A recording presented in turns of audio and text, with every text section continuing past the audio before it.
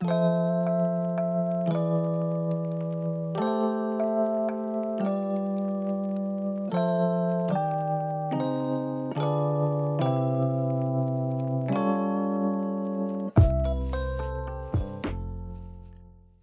there, and welcome to the Still Learning Podcast. I'm your host, Fortune Vale, and if you're new here, welcome to the space that's all about progression, not perfection, the fact that we are becoming people, which means we have not arrived at who we're meant to be yet, but we're just getting to our destination, and so I invite you into this space and happy Still Learning Monday.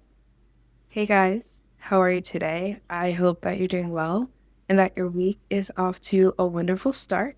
When it came to me figuring out what I wanted to sit down and talk with you guys about today, I honestly had no idea. And I just started going through my notes and I came across one word, and that word was rejection. And when I saw that word, I didn't feel anxiety. I didn't feel fear. I didn't feel like I was about to clench my butt. It dawned on me in that moment that rejection, the word rejection, concept of rejection, wasn't something that bothered me. And I began to realize, wait, when did that happen? When was rejection no longer something that I feared, but something that I, in fact, embraced? And I know that sounds odd. How do you embrace rejection? Rejection is hard, it's difficult, and no one likes to deal with it.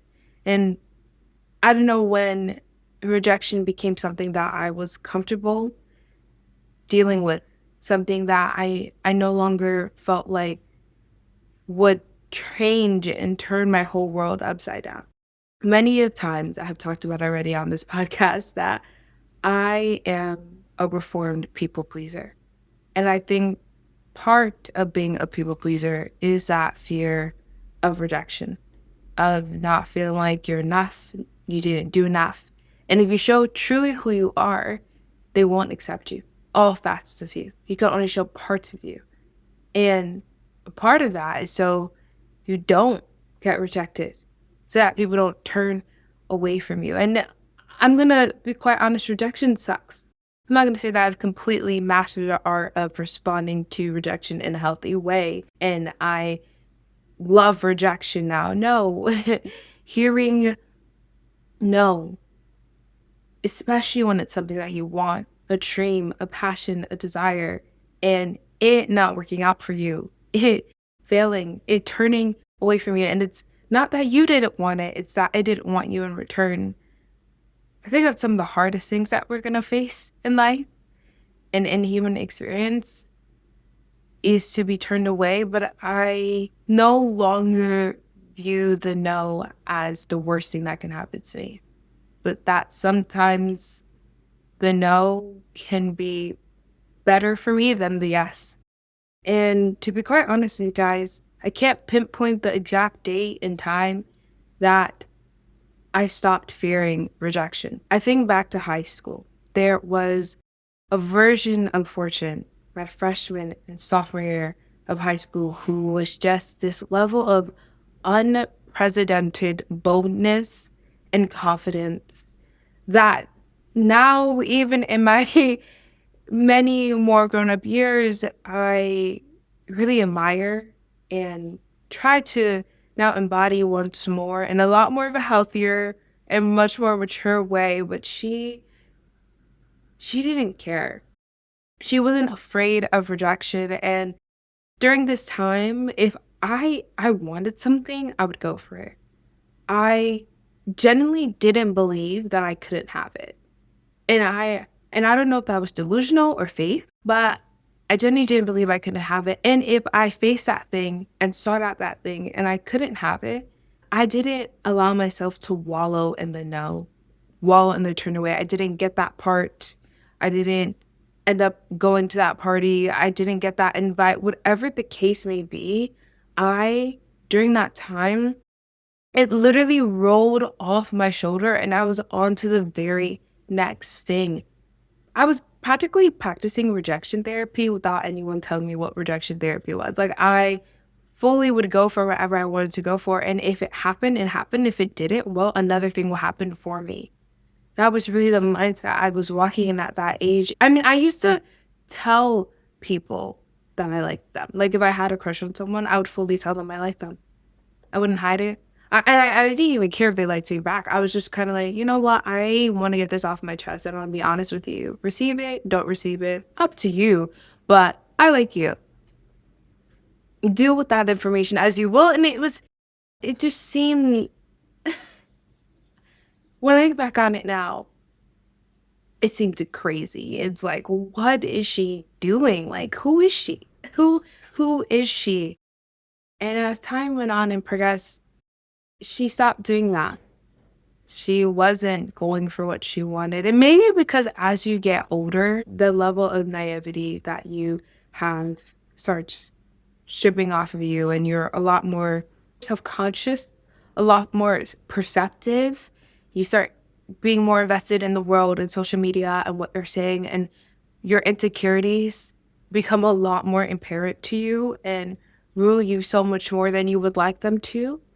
So I could think, and I can only imagine, those were the things that I was facing that led to me not being someone who was just so willing to face rejection head on.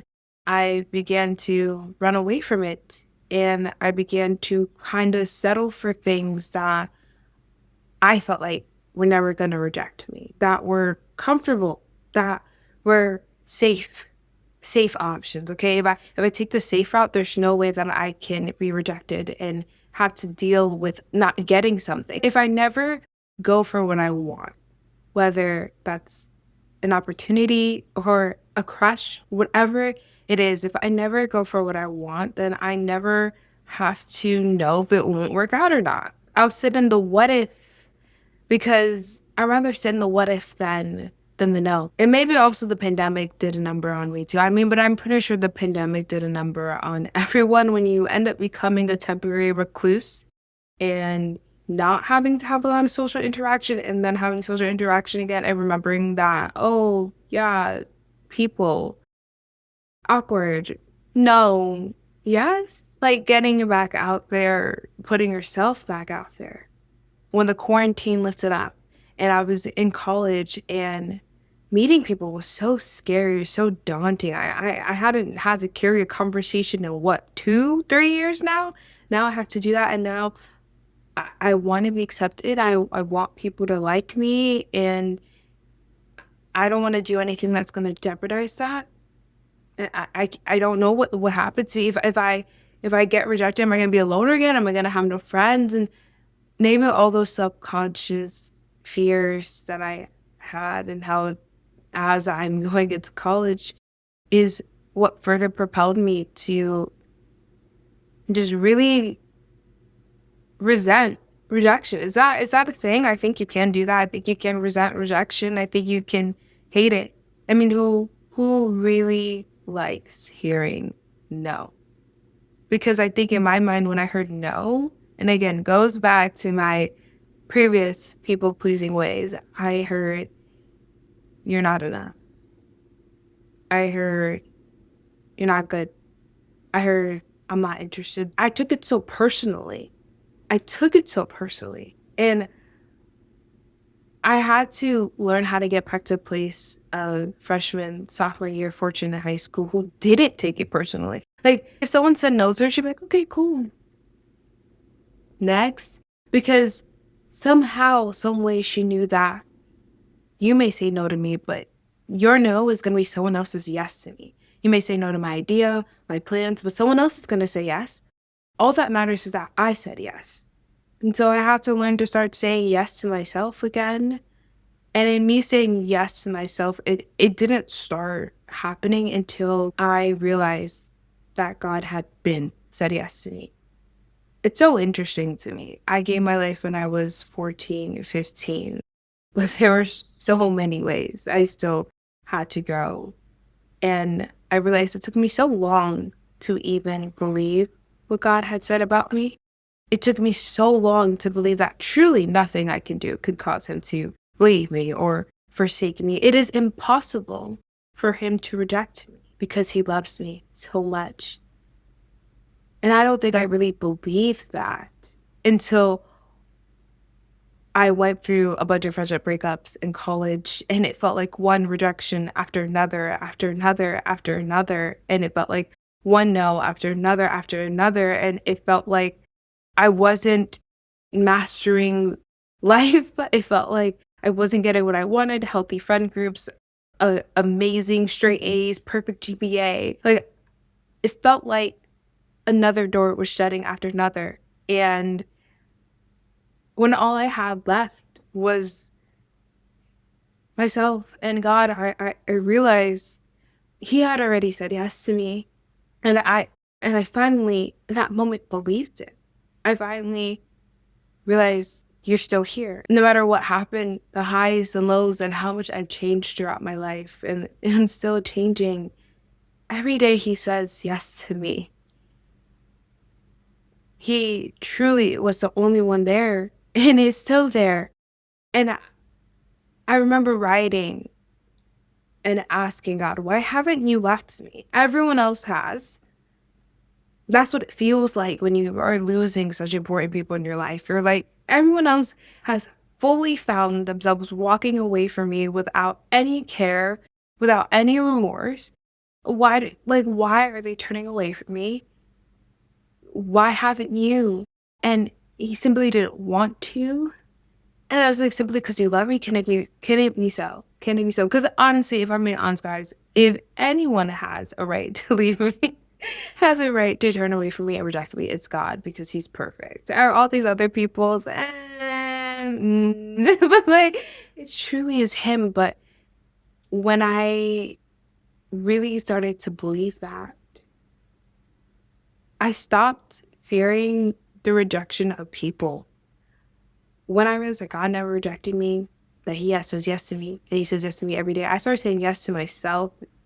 And I guess I didn't even realize how much I had rejected who I was, how much I pushed myself, my wants, and my needs away, how I had internally rejected them in fear of people rejecting me for what I wanted. And when I started just being like, heck no, like be like, I'm so tired of that. I cannot continue to live this way. I'm not supposed to live this way.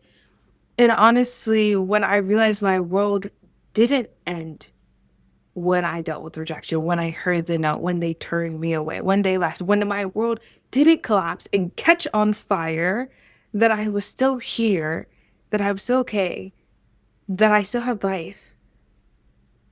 I was like, okay, this actually isn't the worst thing that can happen to me.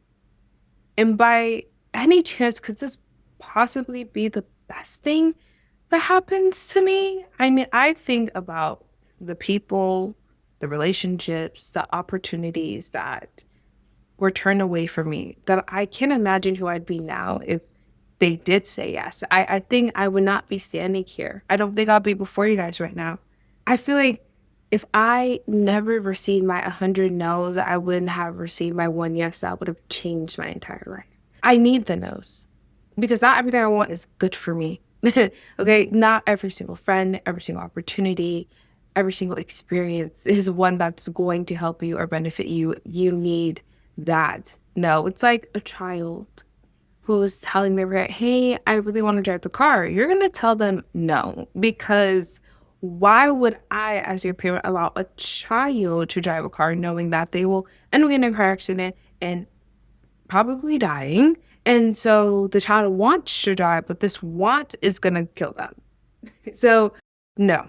And the child may feel rejected in that moment and like their want, you're not understanding and receiving it. So maybe what you say yes to them instead is buying them their own little toy car, the little kid ones. Oh, I never had that as a kid. I really wanted one though, but my parents did not do that.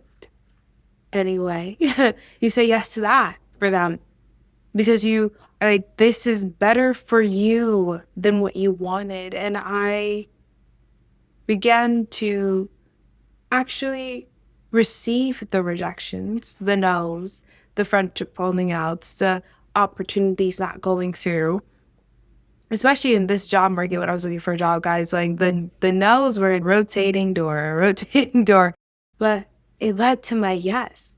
I know this may not make sense. How can you delight in a no?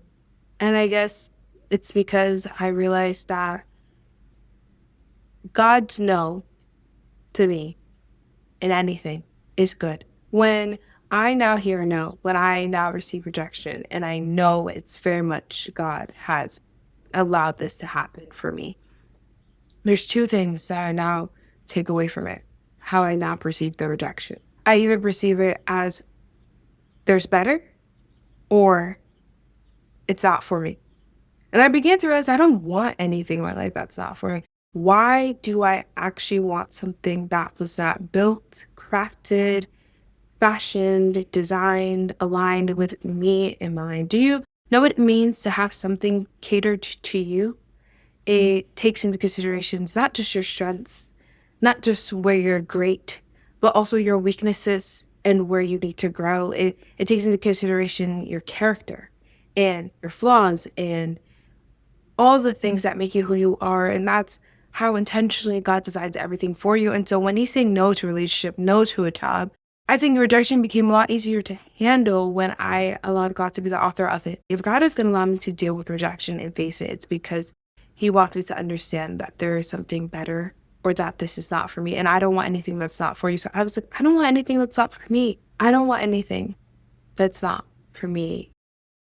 To have something that's not for you, it really doesn't turn out and work out in your best interest. And though we shouldn't be doing everything for our own benefit, I'd rather deal with a no for something that's never for me than a yes for something that isn't.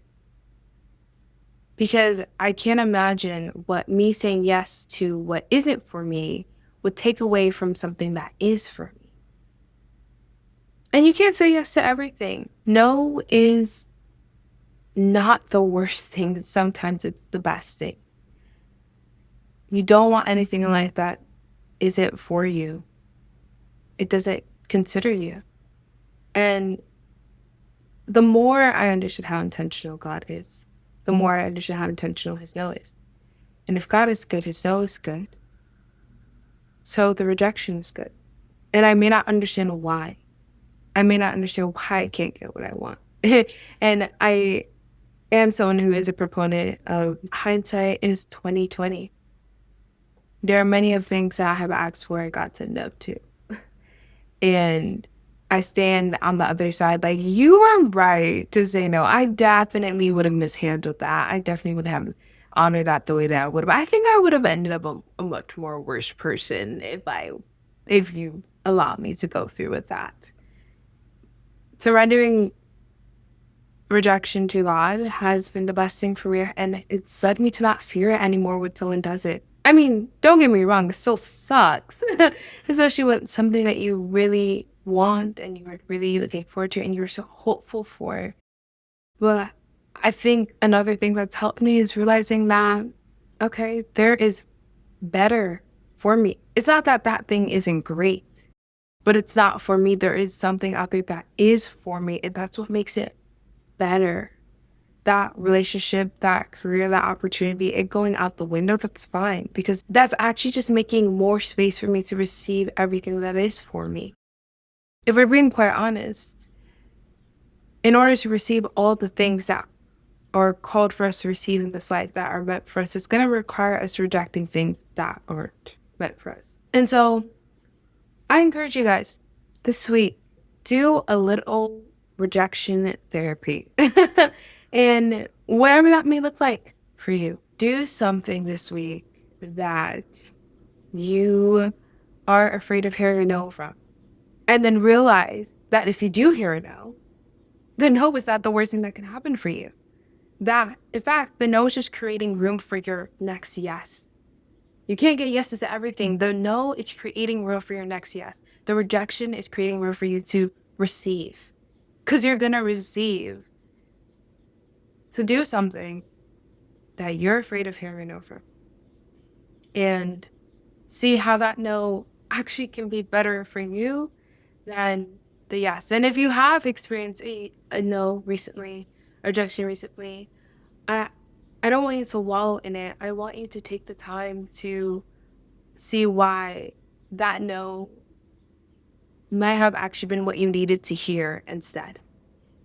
I know rejection sucks and it is a hard thing to navigate. But when we stop taking it so personally and realize that there's a much bigger picture that's being painted here, and that our world doesn't stop at a no. It actually might just be able to continue because of that no. So I really hope that in this conversation this week, you guys are able to see that rejection at times can be a gift. And it's not something that we have to fear, but it's something that not only is a part of life, but we can actually find some joy and hope in from time to time. And so I really hope that you guys enjoyed today's conversation. And I would love to hear down below in the comments how you handle rejection, how you're navigating it, and what is that thing you're going to do this week that you're afraid of hearing a no from. And if it's a yes, like, yay. But if it's a no, how you're going to spin it around for your good, because it is for your good. And so I hope that you guys enjoyed today's conversation. And I'll see you next week for another episode of Still Learning. Bye.